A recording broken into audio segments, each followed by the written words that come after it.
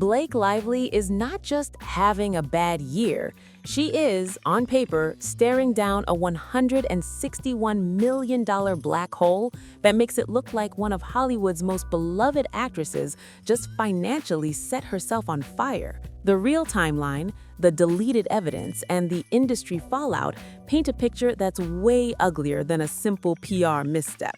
Court filings lay out line by line how her acting checks, her beauty company Blake Brown, and her beverage venture Betty Buzz and Betty Booze collectively tanked so hard that her own lawyers are calling it a $161 million hit to her career and her brands. When you follow the actual math of those numbers, plus what insiders say was happening inside the brands before the scandal went public, it starts to look less like a smear campaign ruined everything and more like a high-risk, over-leveraged celebrity brand strategy that couldn't survive one serious backlash. Now, before we get into the timeline they're trying to scrub, make sure you subscribe and hit the bell. The mainstream media is currently being paid to bury this story, but I'm showing you the receipts they deleted and the context they're too scared to post. Don't let the PR spin win. Join the drip right now.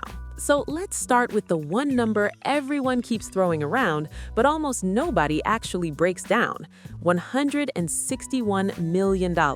According to legal documents submitted in Blake Lively's case against director and co-star Justin Baldoni, her team claims she lost no less than $56.2 million in past and future earnings from acting, producing, speaking gigs, and endorsements, $49 million in profit from her hair care and beauty brand, Blake Brown, and $22 million from her beverage company, Betty Buzz, and its alcoholic spinoff, Betty Booze, all allegedly because of a sustained smear campaign tied to the film It Ends With Us. That's before they even add another tens of millions labeled as reputational harm. On one hand, this is the kind of aggressive damage calculation lawyers use in high-stakes Hollywood lawsuits. On the other hand, when you start mapping those numbers onto the real-world performance of her brands, the story stops making sense in exactly the way her critics have been pointing out for months. The deleted evidence here isn't a single selfie or DM, it's the quiet removal and shrinking of her products from key retailers,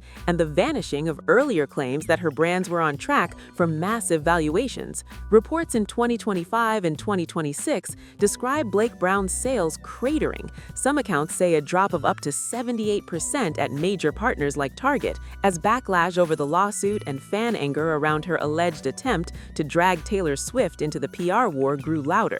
At the same time, coverage and fan chatter document Betty Buzz and Betty Booze losing shelf space and momentum, with at least one major retailer reportedly pulling Betty Buzz products from stores during the height of the controversy.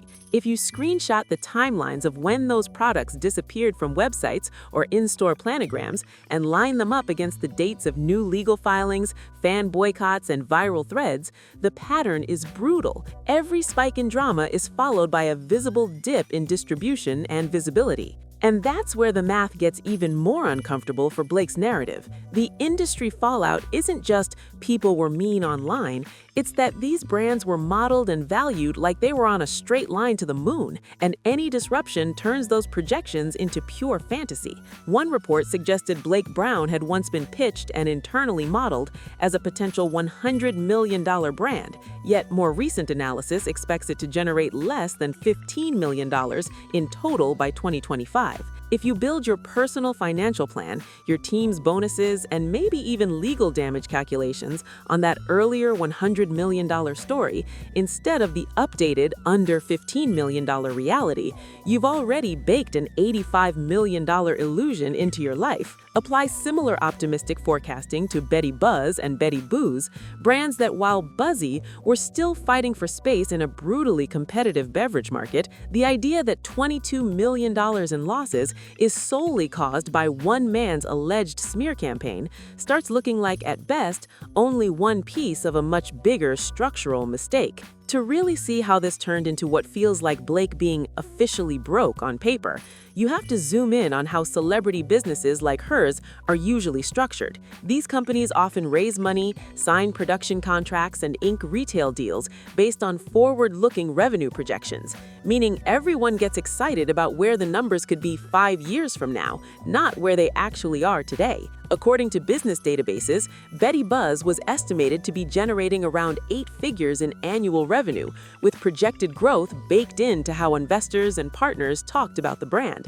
That is impressive for a young mixer line, but it does not by itself justify a celebrity personally counting on tens of millions in guaranteed personal profit, especially when they're also juggling another consumer startup like Blake Brown that needs its own marketing budget, inventory financing, and retailer support to survive. What makes this a $161 million mistake is that Blake appears to have treated these projected futures as if they were locked-in realities, then stacked all of them on top of her acting career as one giant, seamless income stream. Her legal filing essentially tells the court, I was on track to make this much from acting, plus this much from my beauty brand, plus this much from my beverages, and Justin's alleged actions destroyed all of it. But internal commentary and leaked discussions around Betty Buzz and Betty Booze, shared by people claiming to have seen exec reports, say the warning signs were there long before August 2024.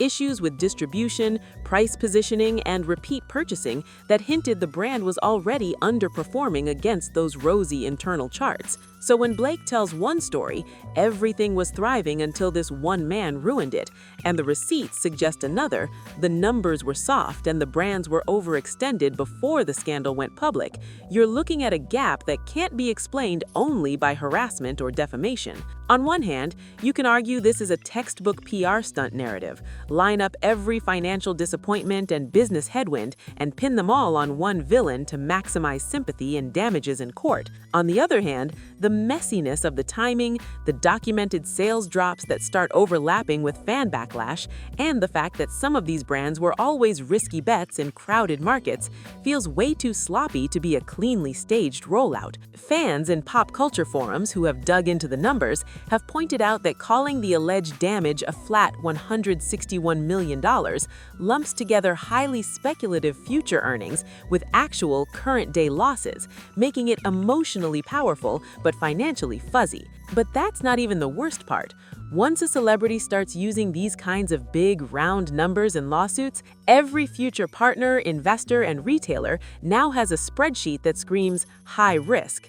For a beauty or beverage brand, retailer trust is currency. They want to know you'll drive foot traffic, not trigger boycotts or become a legal liability. Reports that Betty Buzz products were removed from shelves and that Blake Brown's performance at Target has fallen off a cliff mean that even if she wins money in court, the structural damage to her brand reputation with buyers is already done. If a retailer has to choose between stocking yet another celebrity soda or a low-drama, non-controversial competitor, this saga makes that decision very easy, and it won't be in Blake's favor. Midway through this, Blake herself spoke publicly about going through the lowest lows of her life while dealing with this legal battle, acknowledging on late-night TV that the emotional and professional cost has been massive. That line hit differently when you realize it's not just about a movie underperforming or some bad headlines, but about the realization that an entire multi-brand empire she tried to build may have been held up by fragile assumptions. If your acting money is partly being used to prop up inventory orders, marketing spends, and salaries for your consumer brands, and then both the acting jobs and the brand sales get hit at the same time, you're not diversified, you're exposed on every front at once. This is where the clickbait title stops being clickbait and becomes receipts. When you add the claimed $56.2 million she says she lost or will lose in Hollywood work to the $71 million combined hit to Blake Brown and Betty Buzz, Betty Booze, you're not just talking about theoretical money. You're talking about marketing budgets that now don't exist, product lines that can't expand, and investors or distributors who may be looking at her as a cautionary tale rather than a partner. The $161 million number is dramatic, but the underlying pattern is simple.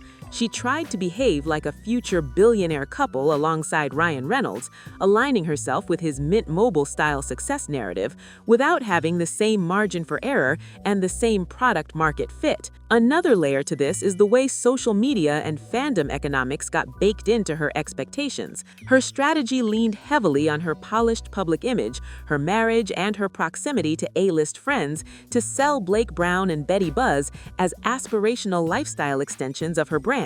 When fans felt that she mishandled the legal fight or that she leveraged her relationship with Taylor Swift in a way that came off as manipulative, some Swifties and casual observers reportedly turned that same emotional loyalty into boycotts. For a regular CPG startup, a Twitter backlash is a headache.